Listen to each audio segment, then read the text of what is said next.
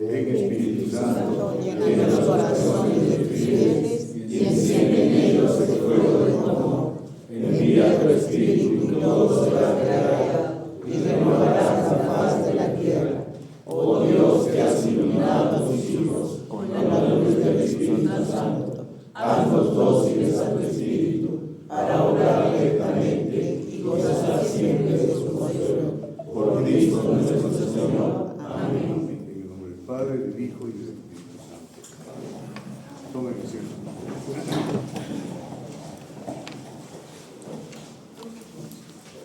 Mientras estamos haciendo los trabajos de Lecurias, Alfonso hizo referencia a una cultura, la cultura de la envoltura. Es así, Alfonso, ¿no? Sí. Es así. Bueno, muy a propósito de lo que vamos a hacer ahora, de lo que vamos a decir, muy relacionado sobre todo, y porque nos da la opción de reflexionar acerca de lo que estamos haciendo con este tema. Bueno, la cultura de envoltura, a la cual hacía referencia Alfonso, más o menos dice lo mismo, dice lo siguiente, dice que nosotros vivimos en momentos en que todo lo que hacemos es simplemente relacionado con una envoltura.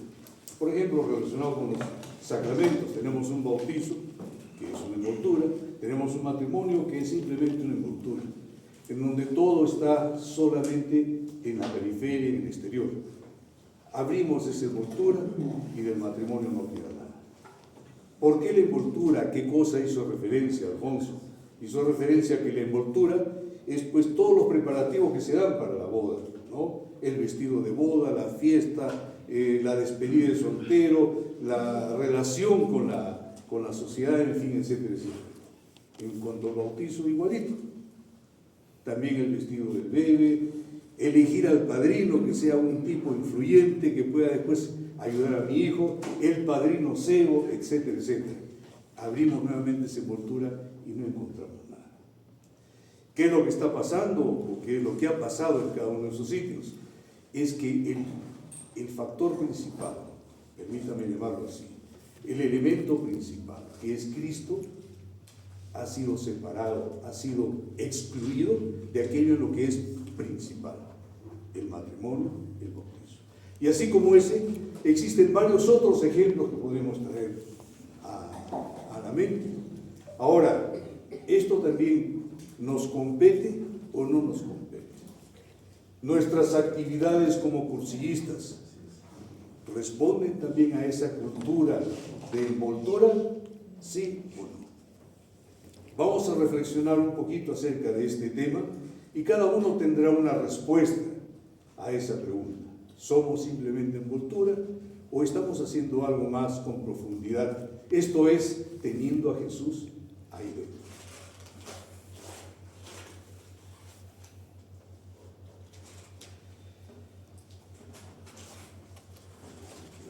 Nosotros tenemos una identidad basada en algo, en ese algo al que hizo mención temprano el Padre Manuel, que es Jesús. Jesús en nuestras vidas, Jesús en nuestra actividad, Jesús en nuestro movimiento, Jesús en nuestra iglesia. Pero ¿realmente lo tenemos? No sé, vamos a hacer un repaso. Miren, nosotros hemos recibido un carisma, el carisma que se ha recibido en esa caminata que se hizo, esa peregrinación, ¿se acuerdan? Ese carisma, que no es otra cosa que un don, nos permitió desarrollar una mentalidad. Ahí aprendimos a evangelizar, pero evangelizar no con nuestra palabra, no con nuestros hechos, sino simplemente dejándolo evangelizar a Jesús. Nosotros no somos elementos principales, es Jesús el elemento principal, ¿no? Entonces hemos recibido y hemos comenzado primero por definir nuestra esencia.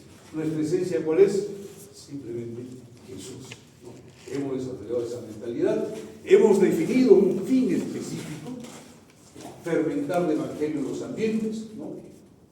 Hemos iniciado algo nuevo para la época, algo nuevo también para esta época.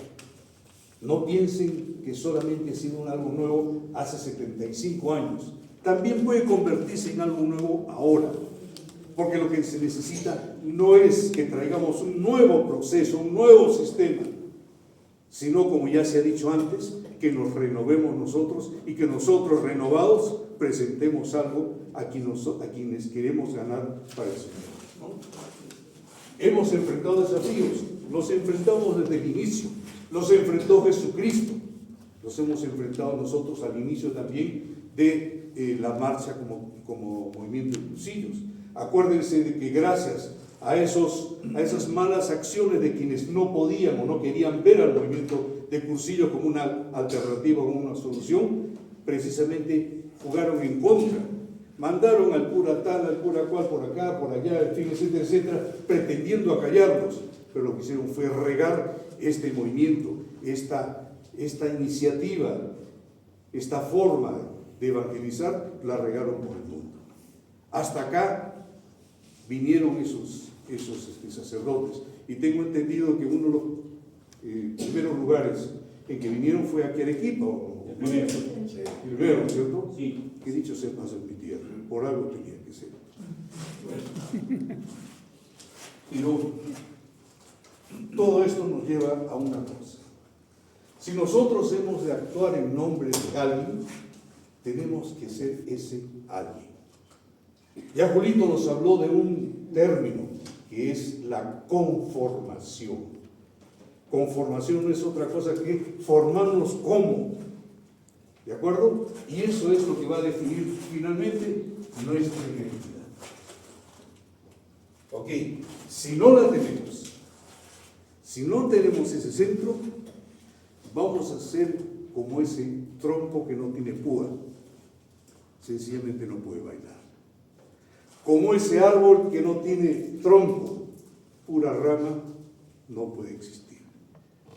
En eso consiste el tener un centro, y ese centro no es nada más, nada menos que Jesús. Pero lo solemos olvidar, de hecho, lo olvidamos. Si no, yo les preguntaría, ¿cuál es la realidad de nuestro movimiento ahora? ¿Por qué no hay jóvenes acá? ¿Por qué no hay 30, 40 personas acá? ¿Dónde están los otros dirigentes? Algo está pasando. Algo está pasando entre nosotros. Esa presencia de Cristo en nuestras vidas ¿es o no es? ¿Está o no está? Bueno, luego de esta introducción, vamos a decir qué es lo que queremos en este rol. Los temas a tratar serán los siguientes. Primero, si queremos hablar de aquello que va a ser nuestro centro, tenemos que hablar de qué es lo fundamental, qué es aquello que define nuestra esencia, qué es aquello que nos define y nos identifica. Hablaremos en un preciso del cristocentrismo en el movimiento, del cristocentrismo en el método, que es lo que nos caracteriza, que es importante, ¿no? Hablaremos un poquito de San Pablo, ligeramente, porque lo que hizo San Pablo no es otra cosa que aquello que nosotros debemos hacer. La vida de San Pablo es exactamente todo lo que como cursillo debemos hacer. Y finalmente no nos olvidaremos de nuestra Madre María.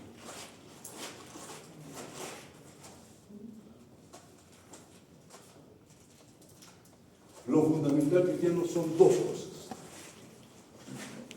Dos cosas, no nos olvidemos, son dos cosas. Es el amor de Dios en Jesucristo, y es Jesucristo mismo. ¿Ya? El amor es Dios, Dios es amor, ¿cierto? Es lo fundamental, es lo que nos enseñan en el movimiento. No nos olvidemos de eso. El amor, la caridad, que es aquello que nos mueve a muchas cosas, hasta para presentar fechas. ¿De acuerdo? Entonces, si no lo tenemos, es que no tenemos lo fundamental, no tenemos la presencia. Y no nos olvidemos de Jesús. Algo pasó acá. Y todo esto es lo fundamental.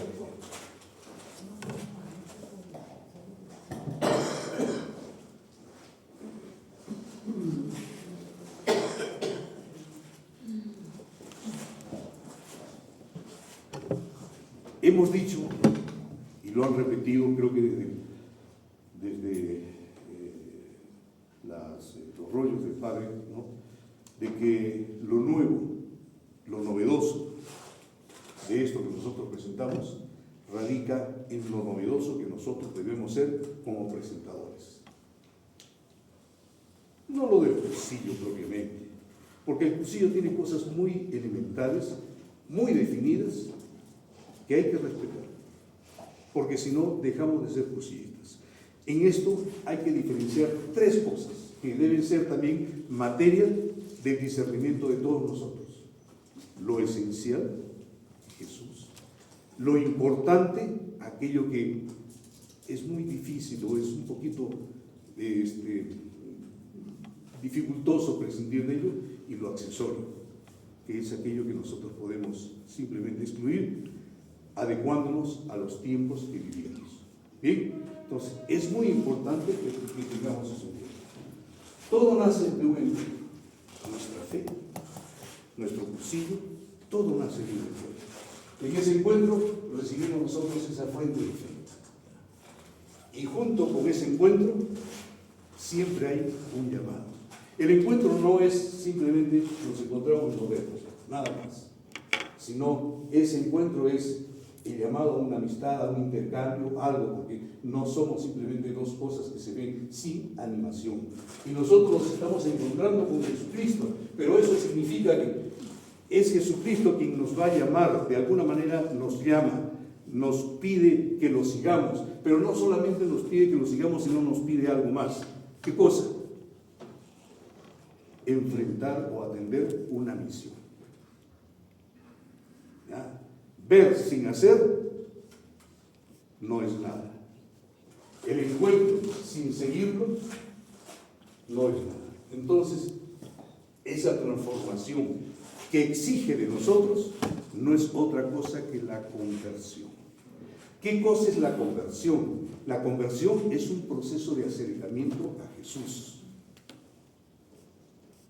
Es eso, nada más, de mejoramiento. Y la conversión la podemos tener en todos los aspectos de la vida, de nuestra misión, en fin, etcétera, etcétera. Eso es lo que nos exige Jesús.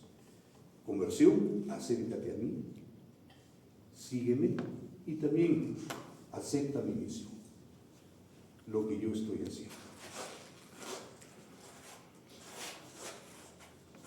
Exige de nosotros una vivencia, pero una vivencia acorde con qué, acorde con aquello que nos ha dejado, y nos ha dejado en la Biblia, nos ha dejado en las Sagradas Escrituras, a través del Evangelio, en donde nos enseña de alguna manera a vivir, ¿no? Y bueno, eso no va a quedar simplemente ahí, sino que aquello que nosotros veamos, aquello que nosotros recibamos a través del Evangelio, tenemos que vivirlo y tenemos que experimentarlo.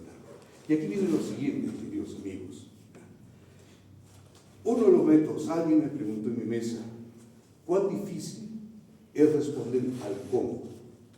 Está bien, debemos evangelizar, debemos hacer eso. Me decías tú, creo, Alfonso, ¿cierto? ¿Cómo? Sí. ¿Cómo? Hay una forma solamente.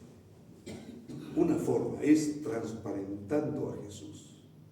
Jesús es finalmente el que va a hacer las cosas. ¿Ya?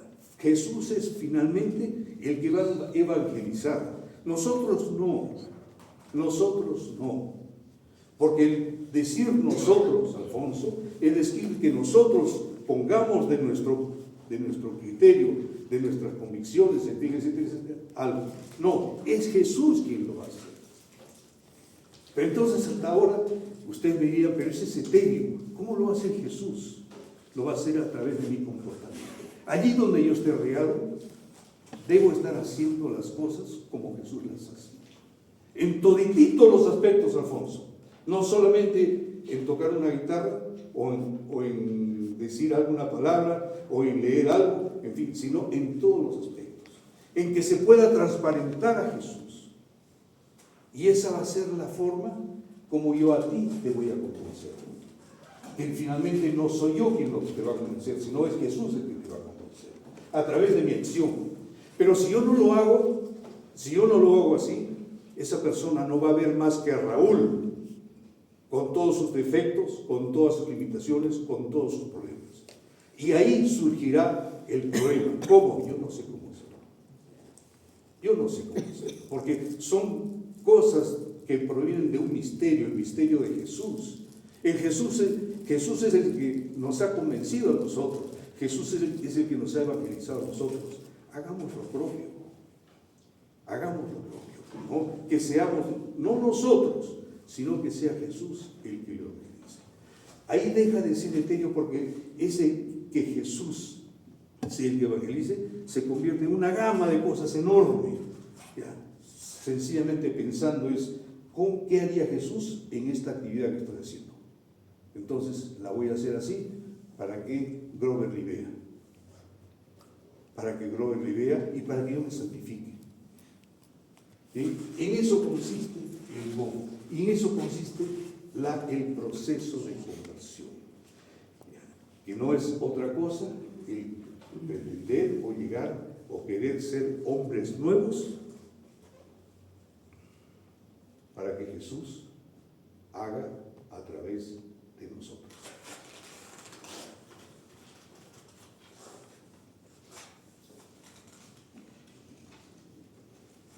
Han hablado ya de lo fundamental cristiano.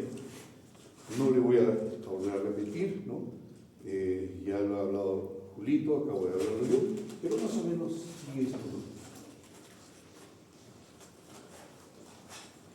El amor y el seguimiento. El amor de Dios y Jesús. Aceptar el amor de Dios y seguir a Jesús. ¿Para qué?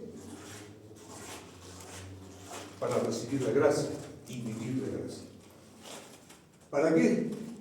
Para acercarme a la misión de la iglesia, que también tiene que ver con la misión de nuestro movimiento de Cursillo Cristiandad. ¿Para qué? Para construir el reino de Dios. Esos son los objetivos. Ahora,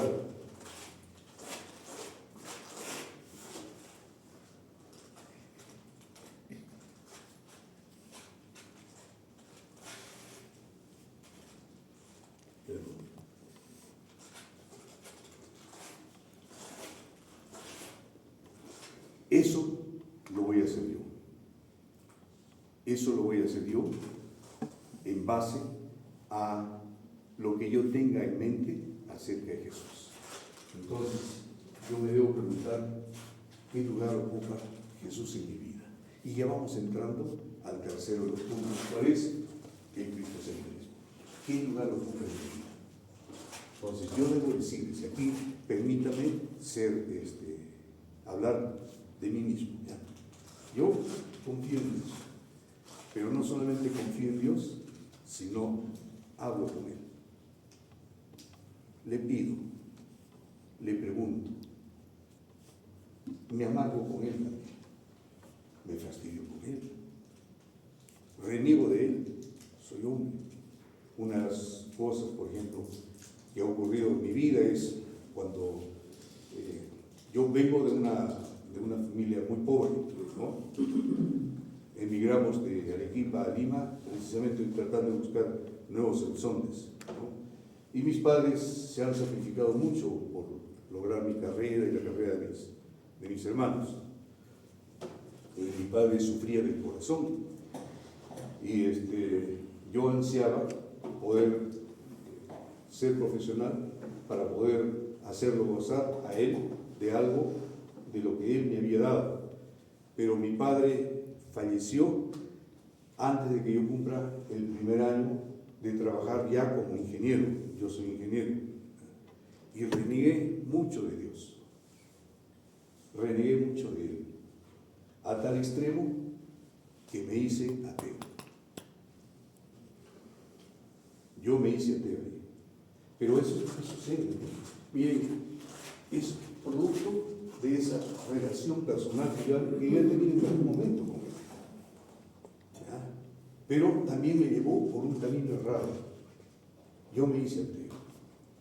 Yo cuando he vuelto al camino del Señor, volví al camino del Señor en un cursillo. Hace 20 años. Hace 20 años, estaba por los 50 años, recién hice mi cursillo y ahí recién recuperé la fe. Miren, todo eso es producto de esa relación, a veces negativa, a veces positiva, pero de la cual nosotros siempre tenemos que levantar, ¿no? No hablo con él, yo reniego con él, discuto con él, me levanto con él, le pido explicaciones. Esa es mi vinculación. Pero no queda todo en eso. Yo sé de que él me va a exigir algo.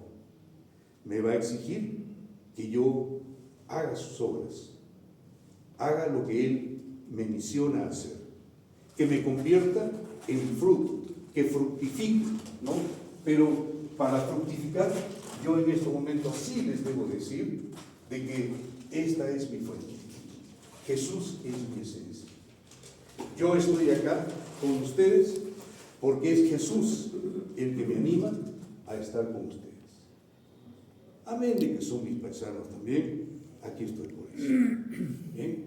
Es eso lo que me anima, ¿no? Él es el núcleo de mi mensaje.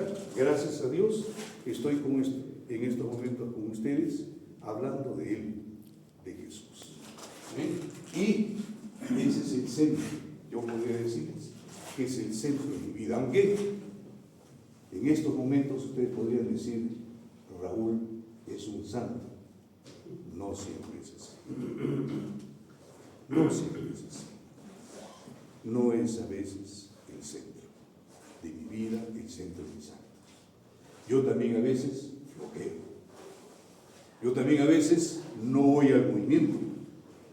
A veces me exculpo de algunas actividades.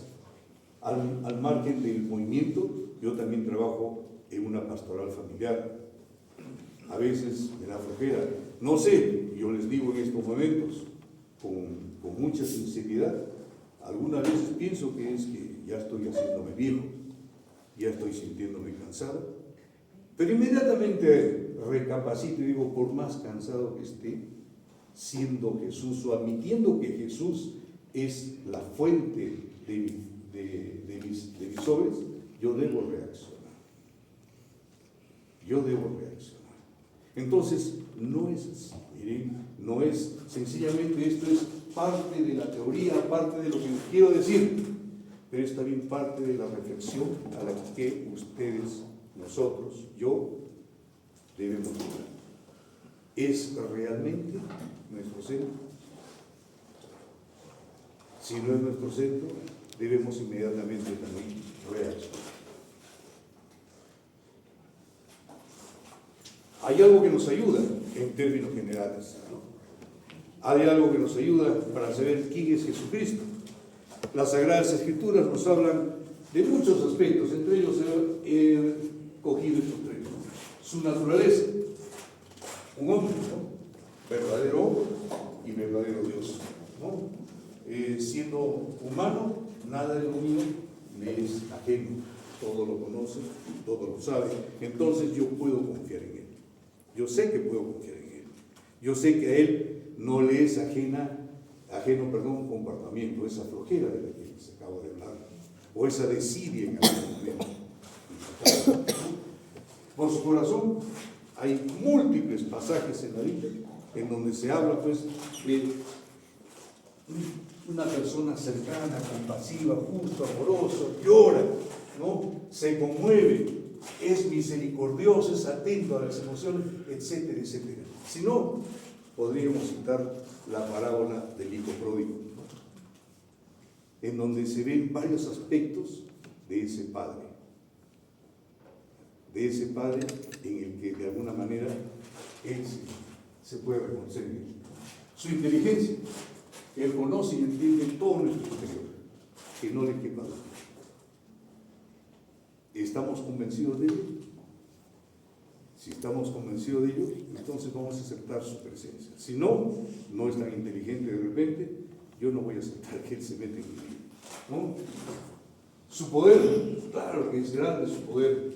El poder es grande, tanto que sobre la naturaleza pudo hacer milagros y sigue haciendo milagros en nuestras vidas, sigue haciendo milagros en la vida del movimiento. Todavía el movimiento existe. Gracias a Dios, gracias al Espíritu Santo. con tantos problemas de perseverancia, tantos problemas de falta de compromiso, en fin, ¿no creen que ya hubiese muerto el movimiento? Pero no, sigue el movimiento. Entonces, tenemos que colocar la nuestra para que todo esto se siga. Y su carácter, bueno, su carácter es la de todo hombre, impulsivo. Acuérdense de esa escena en el templo en que comienza a botar a la gente, en fin, etcétera, etcétera, a tirarle latigazos, ¿no? Y tiene de todo, es de todo. Pero nunca sin control. La falta de control o la ira es un pecado que él no se pudo, no pudo tener, sencillamente lo hizo por una cosa. Bueno, digamos. ¿Quién es Jesús finalmente? Yo le puedo decir que nuestra fe se funde en él.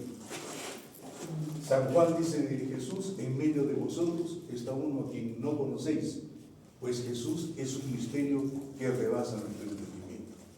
Estamos entonces llamados no solamente a hacer, sino a hacer, ¿no? Lo que nos exige la vida cristiana, ¿no? Esta doble comportamiento nuestro es el que va a definir el acercamiento o el no acercamiento a Jesús. Esto es el seguimiento y su imitación.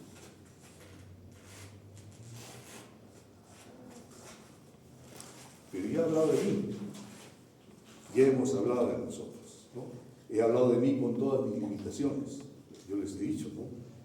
Puedo programar, puedo saber lo que es el cristocentrismo, puedo saber lo que es Jesús, pero muchas veces no lo practico. Pero el movimiento, hablemos un poquito de él. El movimiento impulsa a evangelizar. Bajo esas restricciones es Jesús quien evangeliza. ¿No es cierto? Sí, ¿no? El movimiento nos incita a ser coherentes, ¿ya?, entre nuestro ser y nuestro hacer. El movimiento presenta la doctrina de Cristo como una guía para la vida y el futuro, ¿no?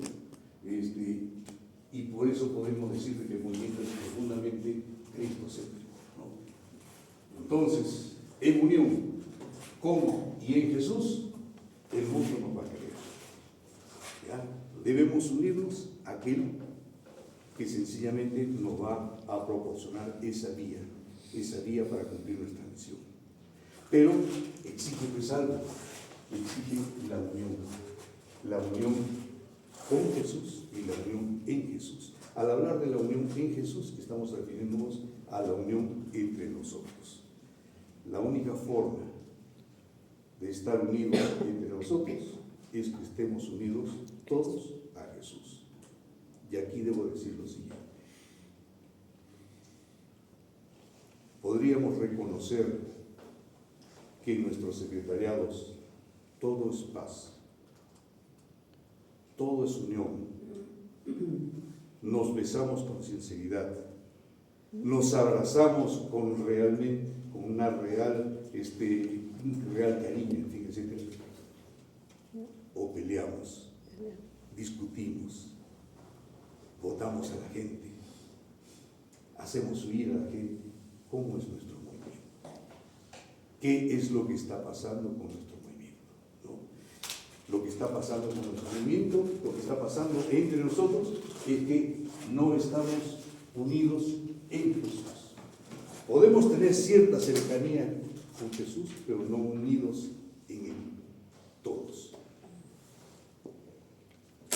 Y aquí viene un factor, un elemento importante. El elemento importante es la comunión con Jesús, primero, que va a propiciar la comunión entre nosotros. Y ahí hay un término griego que nos ayuda a entender todo esto. Y ese término griego lo tiene Fernando anotado en su cuaderno. ¿Cuál es, Fernando? Léelo. Koinonia. Ese término significa comunión, compañerismo, solidaridad, que solemos olvidar ¿Cierto o no, Fernando? Cierto. Solemos hacer. Y si nosotros no estamos unidos, si nosotros no estamos en comunión, ¿ya?, entre nosotros, no vamos a poder ir a ningún sitio. Entonces, ¿qué pasa si no estamos en comunión entre nosotros? Es porque no estamos logrando también la comunión con Jesús. Logrando la comunión con Jesús, estaremos en comunión entre nosotros. Logrando la unión verdadera con Jesús y en Jesús, estaremos unidos entre nosotros. Sí, ya falta poco. Bueno, es importante. Y eso, por favor, llévenos a sus secretariados, llévenos a sus vidas, porque nosotros tenemos que superar cualquier problema. Y en ese sentido yo les debo decir lo siguiente. Quien ha advertido todo esto es el Papa León XIV. Pero no como un problema del movimiento, es un problema mundial. El Papa está hablando de dos cosas: la paz y la unión. No puede existir paz si no hay unión. Y no puede existir paz ni unión si no hay una real unión con Jesucristo. Por eso es que su segundo discurso se lo titularon, quienes son críticos, de cristocentrista. Ustedes han estado siguiendo sus palabras, dijeron es cristocentrista. Esa es la identificación que nos falta.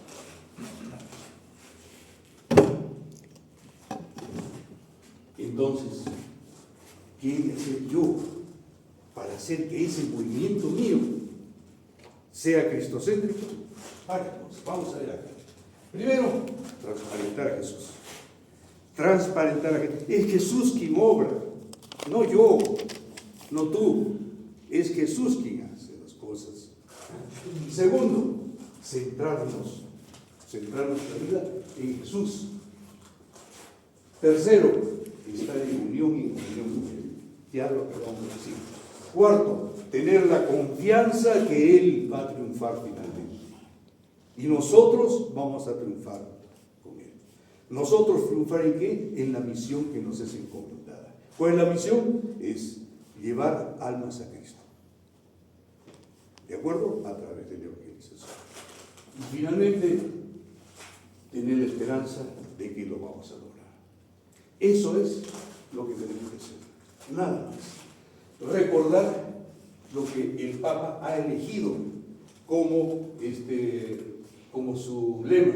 Dice, in illo uno, unum, y no sé pronunciarlo bien, pero significa, en aquel que es uno, somos uno. ¿Bien?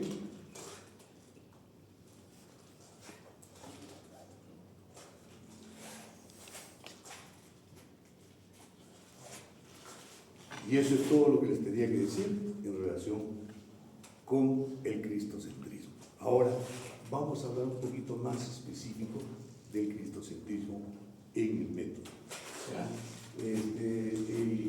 El método es algo que nos identifica, ¿cierto? Es lo que hemos dicho que es el producto de nuestro carisma, el producto de nuestra mentalidad. ¿Ya? Y aquí les voy a decir dos cositas importantes. Alguien por ahí, no me acuerdo quién, me dijo, tenemos que cambiar un poquito el método. Sí, y yo les diría que no, padre. No hay que cambiar el método. Porque el método básicamente tiene dos factores. Uno es carismático, el anuncio, la proclamación de lo principal, lo real. Eso es lo que hizo Jesús. Jesús proclamó a su Padre como Dios. ¿De acuerdo? Y el otro elemento es que la aplicación inductiva del método. Es que el método nuestro recoge cosas de la vida real. No las fabrica. Entonces, siendo dos cosas perfectamente adecuadas a esta y a cualquier realidad, entonces estos elementos básicos no pueden cambiar. Cualquier peculiaridad sí podría ser adecuada a las sociedades, a las comunidades, en fin, etcétera, etcétera. ¿Qué significa una aplicación inductiva? Nuevamente lo repito, Es esa aplicación, la voy a leer acá, basándose en la realidad, lo cual garantiza que el método se aplique completamente en los tres tiempos de cursillo, promoviendo la unidad y la efectividad. Yo les voy a decir una cosa. ¿Cómo evangelizaba Jesús? ¿Qué utilizaba principalmente Jesús para evangelizar? Las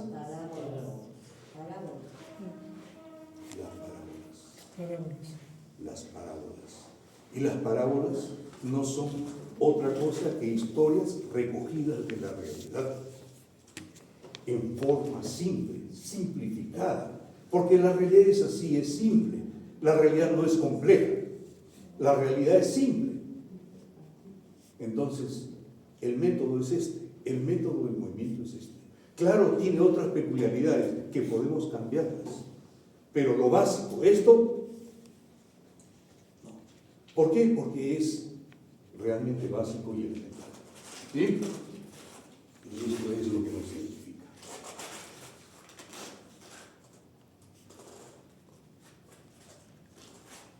Ustedes se acordarán de quién es nuestro patrono.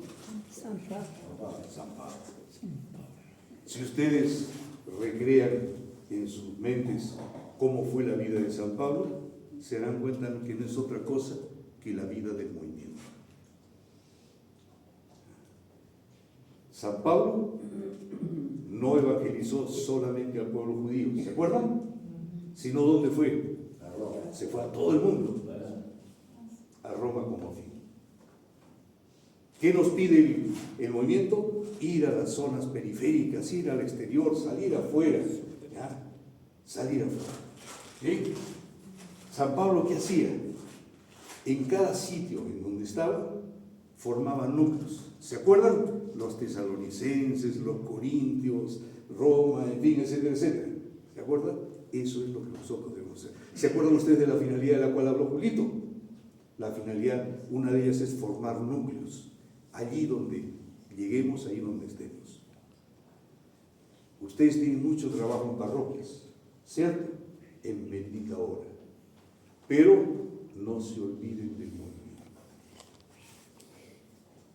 Si se olvidan del movimiento, no les voy a mandar un castigo, sino les voy a decir lo siguiente: lo que ha pasado es que no entenderán al movimiento como un factor de salvación o como un factor de eficaz de evangelización. Si no creemos en el movimiento, en fin, vamos a otro sitio. Pero si creen en el movimiento, hay que hacer eso. Ahí donde estemos, formemos núcleos. Eso es lo que hizo San Pablo. ¿Sí? Esas son cosas que sirven para nosotros. Esa historia sirve para recordar nuestra identidad, sirve para definir qué es lo que nosotros estamos haciendo. Ahora, ¿qué es lo que hizo San Pablo? San Pablo comenzó a peregrinar por un montón de sitios, ¿cierto? ¿Cómo es nuestra espiritualidad? Ya la ha definido el Padre Jorge, que es una espiritualidad peregrinante. Vamos caminando de la mano del Señor. Vamos caminando recibiendo y dando, recibiendo amor y dando amor. Eso es lo que San Pablo hizo. Eso es lo que nosotros debemos hacer. Y ese debe ser el ejemplo para nosotros.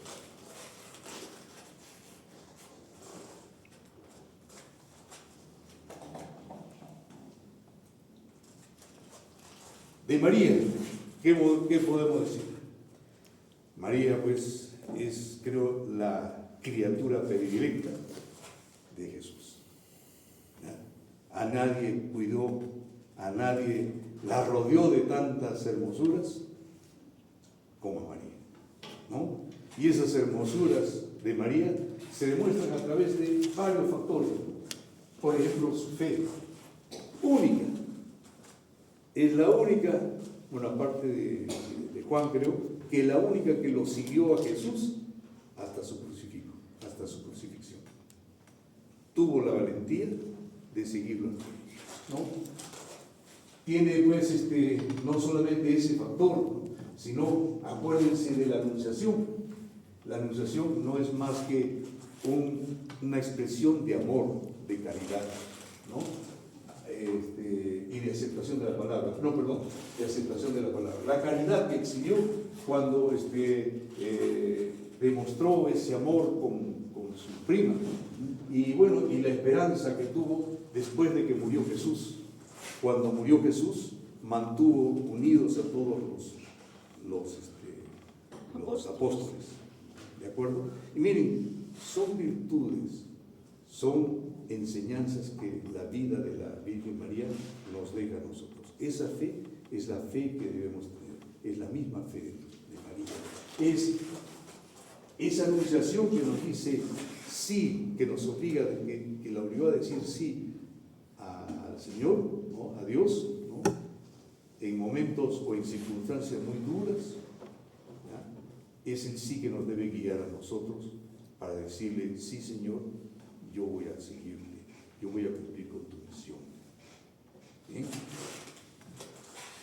Es el amor que también esperan nuestros hermanos de nosotros. ¿Qué pasa? Le decía casi al principio, ¿por qué no hay más gente acá? ¿Por qué no hay muchachos? Porque de repente ellos, que son nuestros hijos, Fernando, son nuestros hijos, no les hemos sabido trasladar nuestro amor. Esos delincuentes que están en la calle son nuestros hijos, son nuestros hijos. No hemos sabido trasladarle nuestra fe cristiana, nuestros valores. Entonces, hay mucho trabajo por hacer. Amigos, hermanos, esto es el cristocentrismo. Esto es aquello que debe ser nuestro centro, nuestra fuente, nuestra inspiración. No lo olvidemos. Si los resultados son malos, es porque de alguna manera lo hemos olvidado. De alguna manera no lo estamos teniendo. Entonces, reflexionemos sobre eso. Y fluirán, Alfonso, los cómo. Van a fluir, Alfonso. Uno simplemente se tiene que preguntar, yo, ¿qué cosa haría Jesús frente a esta situación? Y les aseguro que de la cercanía que nosotros, que tú, Alfonso, tengas con Jesucristo, va a derivar una respuesta en concreto, no en abstracto ni en términos globales. Va a rodear. Y siempre, como el Papa, les pediría paz y unión, amor y sobre todo Jesucristo. Esto. De pie, por favor.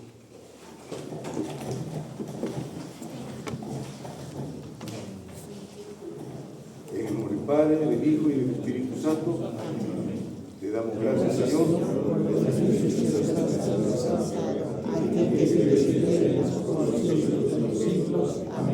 Gracias por todo, Señor. Preguntita. Raulito. Sí, preguntita. Pregunta, si quisiera hacer puesto por acá.